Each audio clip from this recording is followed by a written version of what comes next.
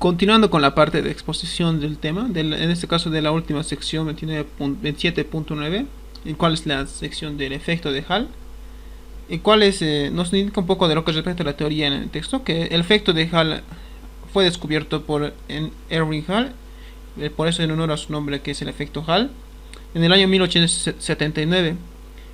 Este efecto se logra, muestra lo que se puede apreciar cuando por una lámina conductora o también puede ser semiconductora se hace circular una corriente, y en esta se coloca en presencia de un campo magnético, como se puede ver en la figura.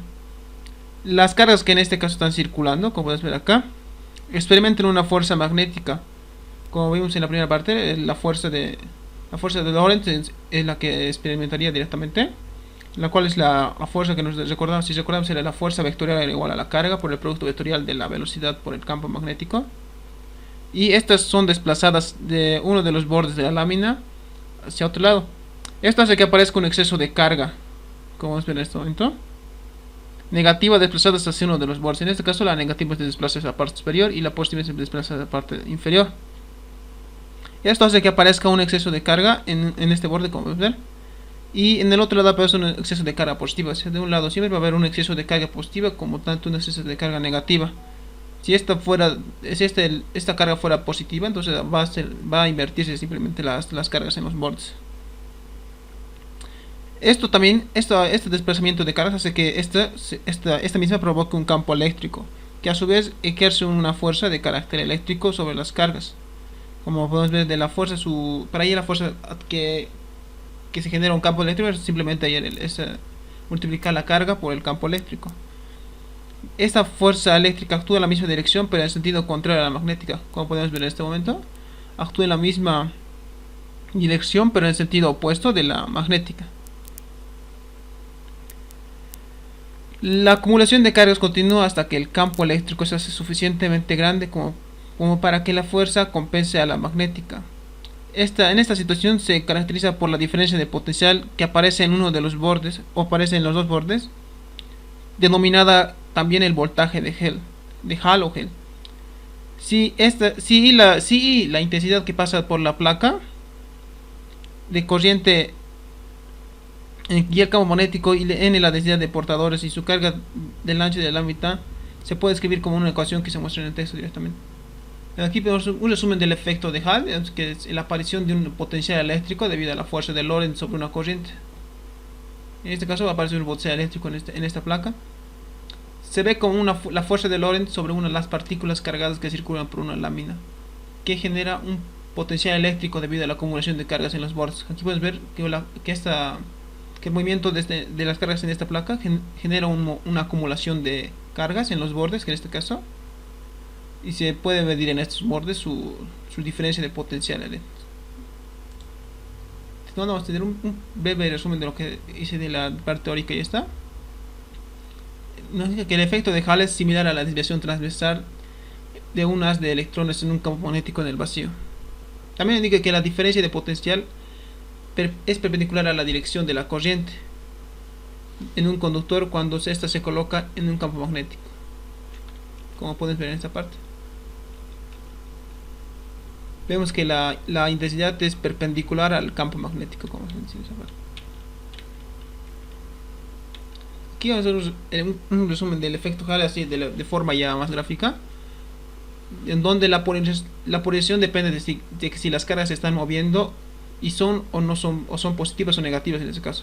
Podemos ver aquí uno que es la carga de movimiento de positivas y de los negativos, y aquí la carga de movimiento de los positivos. En los conductores lo que se está desplazando son los electrones, por lo que la situación coincide con lo que se representa en esta figura. Los electrones en este caso puede ser, podemos ver aquí que se desplaza. En este caso sería un conductor, por lo que en el caso contrario de los electrones, en este caso sería de los semiconductores, donde tiene el movimiento de los protones. Se puede decir que la corriente de huecos es casi equivalente a tener cargas positivas en movimiento. El signo del potencial permite conocer el tipo del portador, o sea, de qué tipo de cargas son. Ahora vamos a ver, estas son las fuerzas netas sobre las que actúan sobre un conductor. Podemos ver aquí en un esquema de lo que son los portadores de carga negativa, los electrones, en este caso sería como conductores. Podemos ver cómo al tratar de pasar aquí vemos la densidad de carga que es en este caso, que es similar a la intensidad de corriente. Que la intensidad de corriente y la densidad de carga tienen la misma dirección, entonces sería la dirección de la corriente de este modo.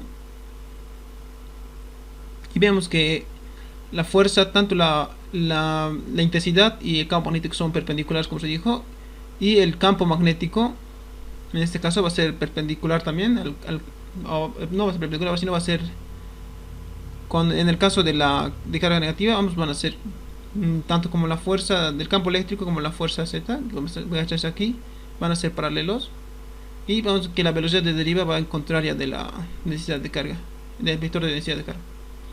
Vemos aquí que los portadores de carga son empujados hacia la parte superior de la banda, por lo que en el punto A se tiene un potencial mayor que en el punto B. En este caso el potencial en este punto es mayor que en este punto.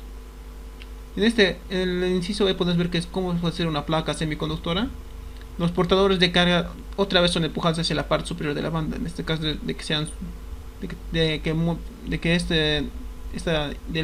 las cargas que pasan por la placa sean protones.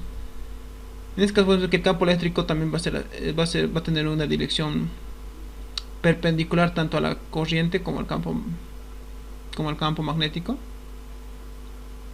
Y vemos que la fuerza debido a la carga positiva va a hacer que todas las cargas positivas, la acumulación de carga, se vaya hacia arriba las positivas y hacia abajo las negativas.